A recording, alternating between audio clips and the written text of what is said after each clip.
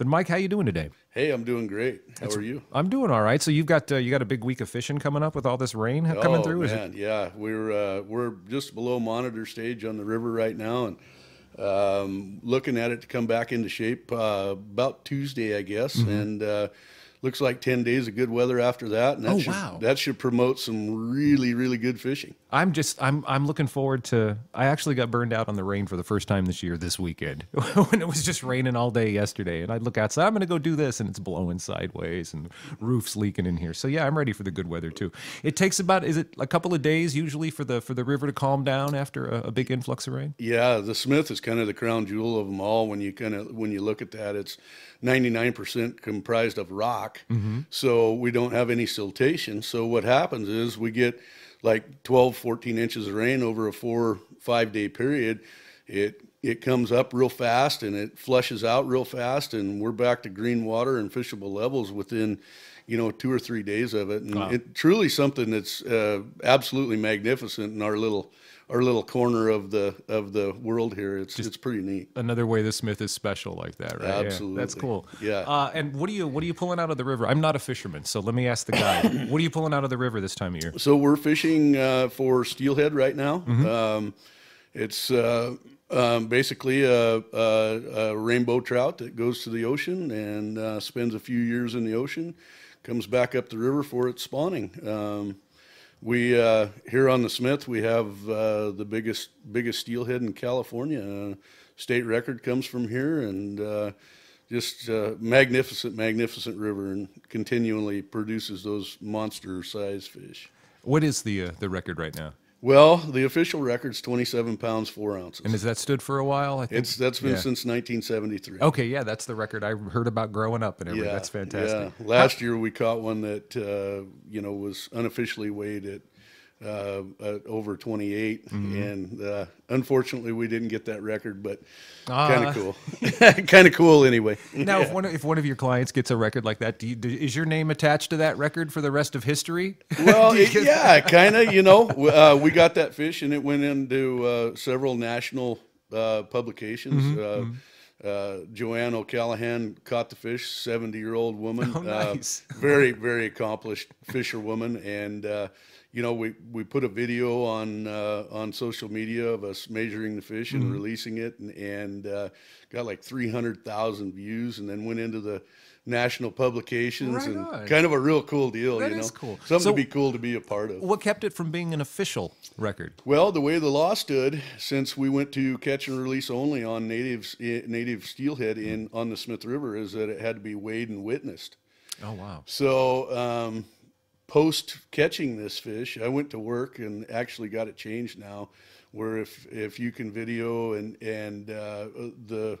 if you can video a measurement and also potentially a weight while in the net without harming the fish, you could actually get the record with a quote unquote asterisk on it. An asterisk. Yeah, but it's without hanging them on a scale and actually killing the fish. You don't know exactly what they weigh, and unfortunately and fortunately, those times are gone. Yeah, But yeah. it's kind of a one way, not a one way street, but a good thing and a bad thing, and in all in one. And our times of today are more towards that catch and release model.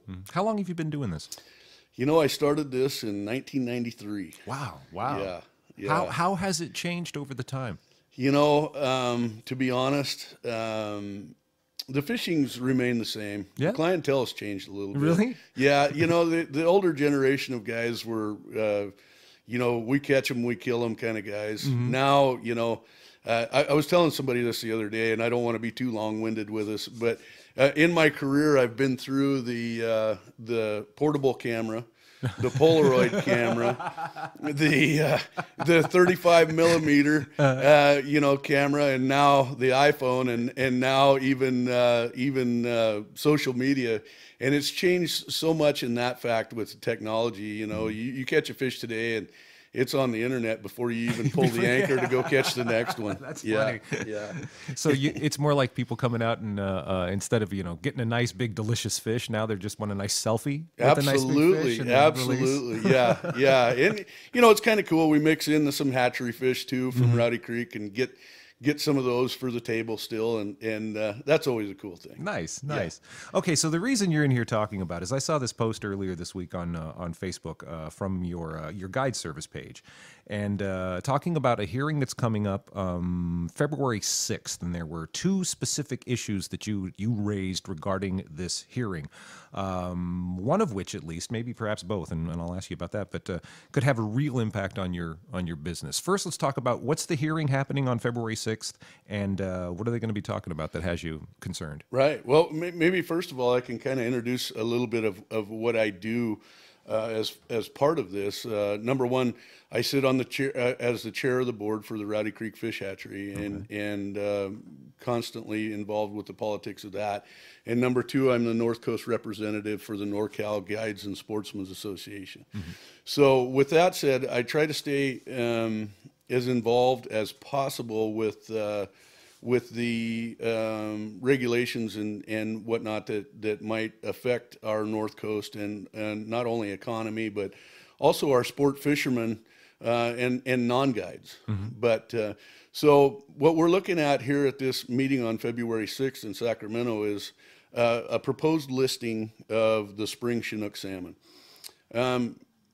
There's a lot of listing as an endangered species. Yes. And so to kind of give you a little bit of history on the spring salmon, there's a lot of character within the spring salmon, and it's known as fishermen to be the top table fare and also the top fighting Chinook salmon of our sport fishing industry. So they're the tastiest and most fun to catch? Yeah, so they come into the river system in the spring, and they don't spawn until the fall or late fall with our fall fish. And so they don't eat anything while they're in the river for nourishment. So they have to have a fat and oil content that is higher so that they can sustain through that period of time being in the water without nourishment. So when we catch those fish, say at the Klamath Glen, that fish has a fat content and oil content that is unbelievable. Oh, wow. And the levels of omega-3s and those types of things are huge. So it is a very sought after game fish, not only for the sport of it, but also for the table fare. Okay, so now these days you were talking about it being the age of catch and release. Are you able to, with the spring rung salmon on the Klamath, are you able to keep them? Yes, you are. Yeah. I believe last year's limit was 2 per day, 6 per week, as far as the limit goes, and I may be off on that just a little bit. I didn't spend a lot of time fishing springers, but at this point, you're able to keep those spring Chinook. Okay. And kind of the hard thing about this listing is that the Karuk tribe has brought this listing to us, and their concern is that the Salmon River population, which is a tributary to the Klamath, is really, really low, and their concern is that with continued fishing and harvest, be it tribally or sport fishing or commercial fishing, that these fish will go extinct in this small system. Now, there are other areas within the Klamath Management Zone, or KMZ, that are doing well for spring Chinook. And that might be the Trinity system or the Scott River system, arbitrary systems, but we have healthy parts of this component that are still working. And so our opposition in the listing is that, okay, let's do something to protect the spring Chinook, and it may be a catch and release fishing, or it may be a quota system where we have smaller amounts of fish that are taken, or do something with the tribal fishing all in conjunction. But we just really don't want this hard line of listing as an endangered species, because it literally is a hard line that takes everything away. And you know, our purpose is to have something that we can work together and figure out a solve for this issue. And if it's a matter of one tributary, one population on one tributary declining or suffering, and it's not happening in other tributaries, then a sort of global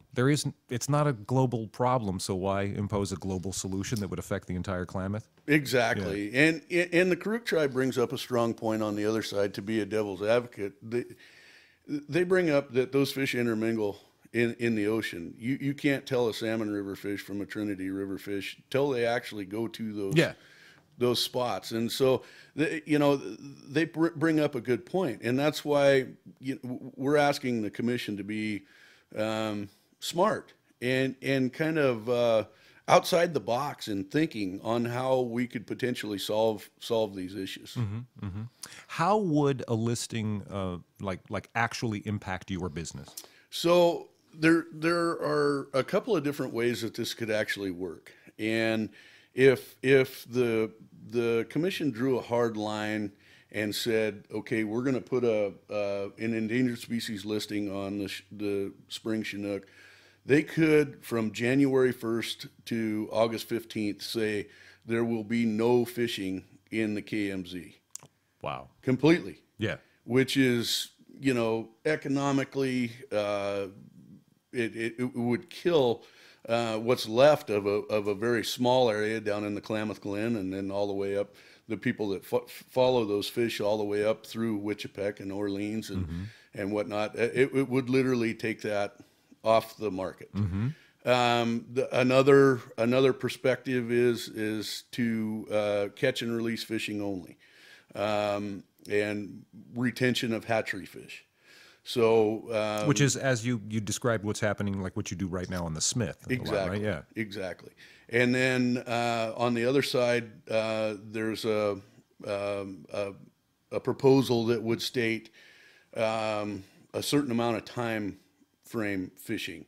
So say arbitrary dates, but say from June 1 to June 15, and have small increments where you could have fishing.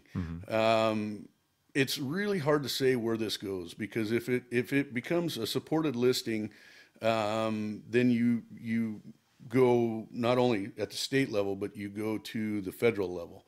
And once it becomes a federal issue, it becomes multi-layered with government that you really never know what can come out of this. Yeah. And, that's why we're really pushing hard right now to make sure that the commission understands that the weight of their decision could come crashing down on not only Del Norte County, but Humboldt County, Trinity County, and Siskiyou County, which, by the way, I've been in contact with all 4 Board of Supervisors, and 3 of the 4 Board of Supervisors are in support of what we're doing and have written letters to the commission. Our local BOS? Yes. Excellent. Yes. That's cool. And so you've got that already in support. Yeah. Yeah. Do you have any idea what kind of, just number, like what kind of economic impact? Yeah. So, well, we did an economic impact on a closure that happened 2 years ago on the Klamath. We did it month by month, and we did a few different drivers, such as guides impacted, what the money value was, fuel, restaurants, motels, and then some of these that can't be seen completely, but just outside tourism, what it may cost under SeaWorld, or you've lived here a long time. You're using the way old name. Yeah. yeah. I'm sorry, Amanda. I know if you hear this, but anyway, it's so we did that, and basically what we looked at during that closure. And that was a peak time fall season, which may be a little bit more, but it was between 1.5 and 1.7 million dollars a month for how much of a closure, or a month? You said for yeah. So wow. Yeah. So if you're talking January to August, then you're talking $7, $8, $9 million, $10 million. Well, no, not particularly, because it would change over those dates that Fish and Wildlife or Fish and Game use for those closures are a real broad area. So the fish would only actually be in the system from about May to, April, call it April 15th to about July 15th. That would be the height of yeah. And the peak being about the middle of June. Okay. So if you take a 3-month driver out of this, you're looking at, somewhere around between 1.5 and $4 million. Okay. And it's really hard to put your thumb on exactly what that is. But it's a huge economic driver for our local community. And then and you alluded to in your description of how you set that up, studying those numbers, is that every dollar spent, also you have to have a multiplier on that because it trickles out and sort of fans out into the rest of the local economy too. So $1 spent here is actually more like $2.50 in circulation here. Right. So, Right. And putting your thumb right down on that is hard. And your estimates, we try to be relatively reasonable with that. And you look at the second hand of it, and it could be, large percentiles higher. Yeah.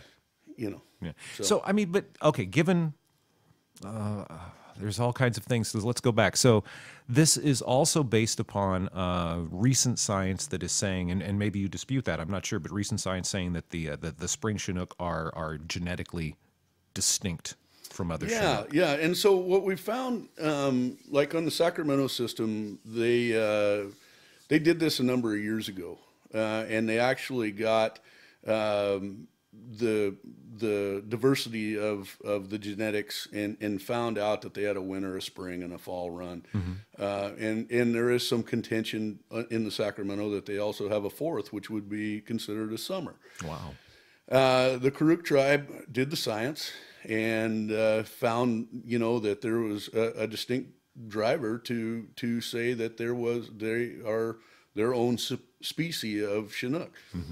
As a fisherman and more layman in it, I understand that by just the way they act. They're totally different. Saying, They're totally different fish. Just you were talking about how they are on the line. Is it just how they act within the river system. Okay. They're totally different. They're much sleeker, smaller, differently designed in shape and character, and yet they're all known as Chinook salmon. Okay. So it's something that's been, for everybody that fishes these fish, they understand the difference. Okay. Now it's just published. No, they got somebody in a lab somewhere went, yep, you guys are right. Yeah. Yep, UC Berkeley.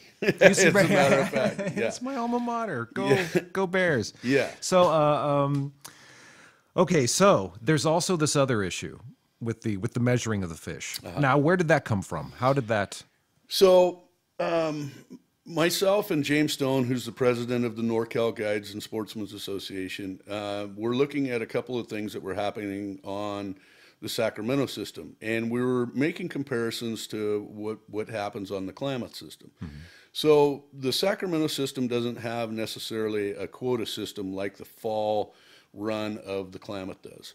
And so the Pacific Fisheries Management Council gets together every year, and they do an estimation of stock. No different than you looking in your pantry, okay? So they do an estimation of stock of what Klamath River fish are swimming in the Pacific Ocean. During this estimation of stock, they will tell us what percentage of 2-year-olds, 3-year-olds, 4-year-olds, and then 4 and above they believe are swimming around in the Pacific Ocean. Now, it gets pretty complicated because of the fact that ocean conditions are drivers for making more fish. So if we have great conditions with lots of bait, we're going to have more fish. So with that said, we were making comparisons on what they do on the Sacramento River. In the Sacramento River, they had a limit of 2 fish. It didn't matter what size.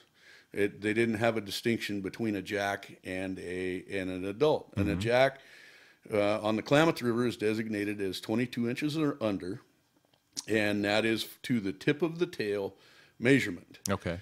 So when we started making these comparisons, the Sacramento has a 27-inch jack. And we kind of started looking at some of the science and trying to figure out why there would be a 5-inch discrepancy in size between the Sacramento and the Klamath River. were the Sacramento River fish, the 2-year-old fish there, that much bigger.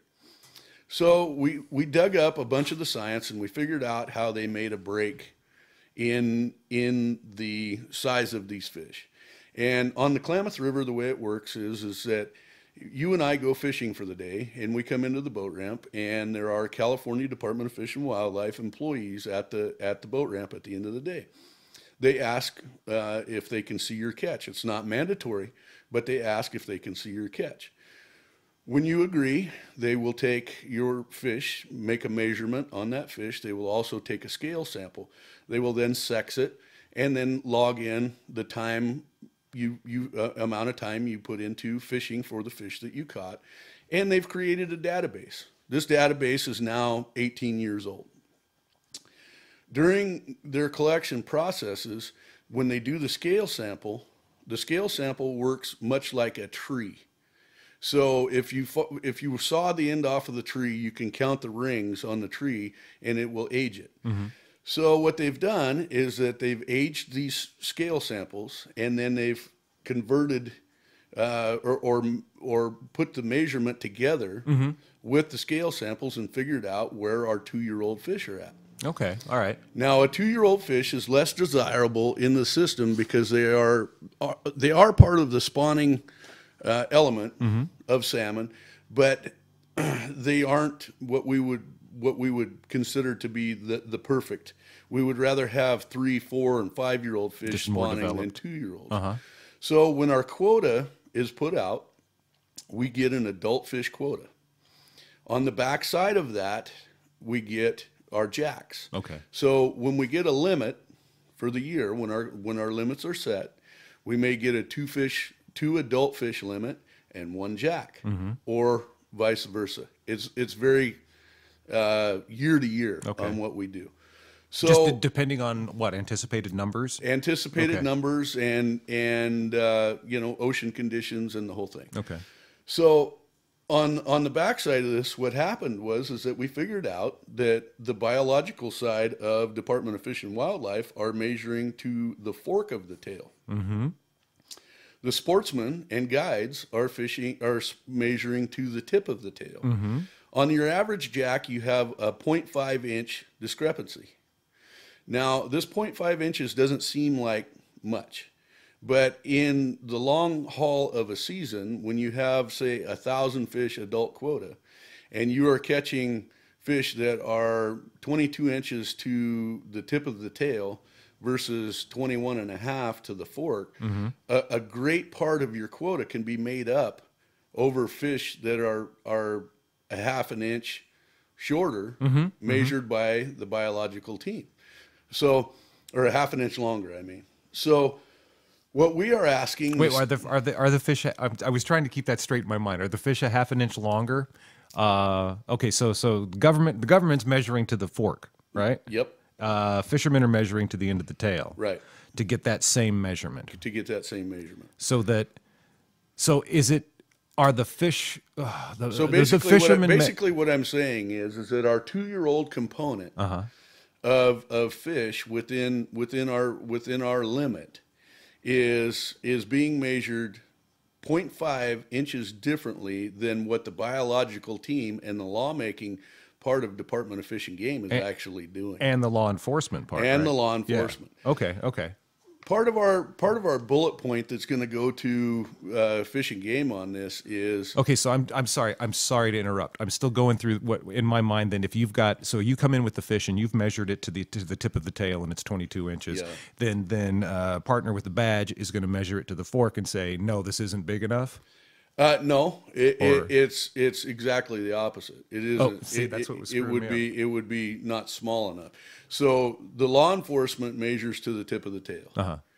We, as fishermen, measure to the tip of the tail. And the scientific side measures to the fork. Okay. And the scientific side gives the data to the commission on how to make the law. Yeah. Yeah, exactly. Okay, all right. So, and this again, speaking to a non-fisherman, I'm sorry, I wish I had more. Just No. now, is the 22-inch delineation, is that an upper limit or a lower limit? That is the longest. You can't. Oh, gotcha. Okay, that can't changes keep- everything then, You because can't keep anything above that. 22 Oh, inches. wow. All right.